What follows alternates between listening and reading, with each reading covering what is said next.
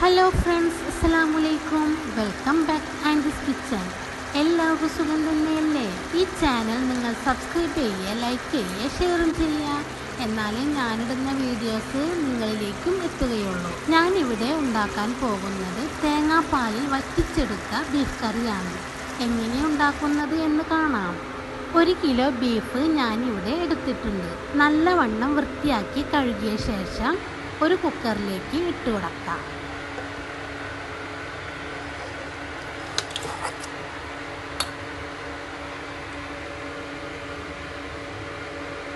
ഇതിലേക്ക് 1 teaspoon ginger garlic paste ചേർത്ത് കൊടുക്കാം. പിന്നെ 1/4 ടീസ്പൂൺ ഗരം മസാല ചേർക്കാം. 1/4 ടീസ്പൂൺ മഞ്ഞൾപ്പൊടിയും ചേർത്ത് കൊടുക്കാം. 1 ടീസ്പൂൺ ഉപ്പ് ചേർക്കാം.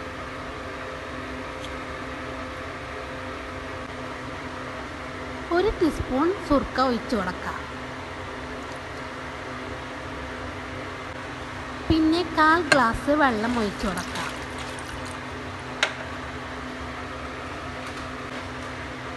ഇനി കൈകൊണ്ട് നല്ലോണം കുഴച്ച് മസാലയെല്ലാം മിക്സാക്കി എടുക്കാം. കുക്കറിൽ 1/4 വേവ് ബീഫ് വേവിച്ചെടുക്കണം കേട്ടോ. അപ്പോഴേക്കും നമുക്ക് മസാല തയ്യാറാക്കാം.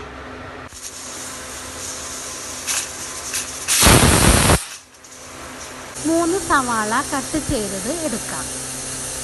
2 തക്കാളിയും കട്ട് ചെയ്യാം.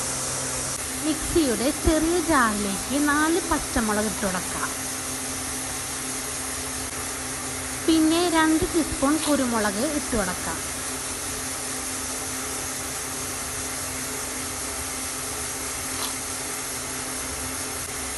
കുറച്ചധികം മല്ലിയില ചേർത്ത് അടിച്ചെടുക്കാം.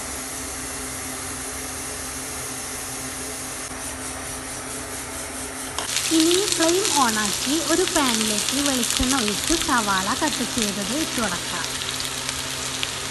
തിരിച്ചും മറിച്ചും ഇളക്കി സവാള വഴറ്റിയെടുക്കാം. വഴറ്റി വരുമ്പോഴേക്കും മിക്സിയുടെ ചെറിയ ജാറിൽ കുറച്ച് തേങ്ങാപ്പാലിൽ 10 കാഷ്യൂനട്ട് നമുക്ക് അടിച്ചെടുക്കാം.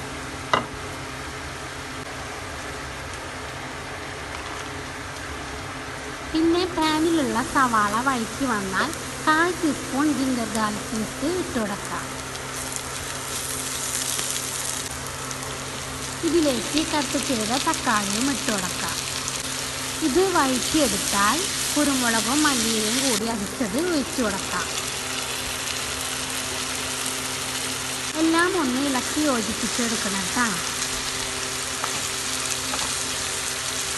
ഇതിലേക്ക് വേവിച്ച് വെച്ച ബീഫ് ഇട്ട് കൊടുക്കാം. എല്ലാം ഒന്ന് മിക്സാക്കി എടുക്കണേ.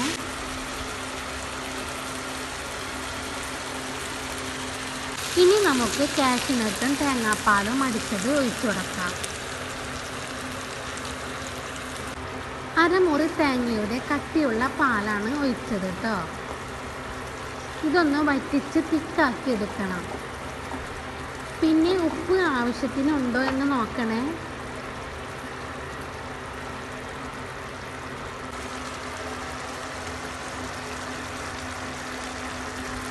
മസാലയും ബീഫും എല്ലാം വറ്റി വന്നാൽ 1/4 ടീസ്പൂൺ ഗരം മസാല ചേർക്കാം.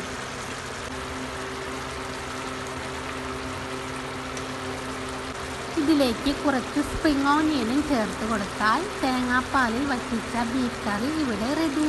ഈ ബീഫ് കറി പൊറോട്ട, വെള്ളപ്പം, ഭട്ടൂറ ഏത് ബ്രേക്ക്ഫാസ്റ്റിനും സൂപ്പർ കറിയാണ് കേട്ടോ. ഗസ്റ്റൊക്കെ വരുമ്പോൾ നിങ്ങൾക്ക് ഉണ്ടാക്കി കൊടുക്കാവുന്നതാണ്. ഒരു വെറൈറ്റി ടേസ്റ്റാണ്. നിങ്ങൾ എല്ലാവരും ട്രൈ ചെയ്ത് കമൻറ്റ് ചെയ്യണേ. ഞാനിടുന്ന വീഡിയോസൊക്കെ മുടങ്ങാതെ കാണണം കേട്ടോ. ഇനി അടുത്ത വീഡിയോ ആയിട്ട് മറ്റൊരു ദിവസം വരാം.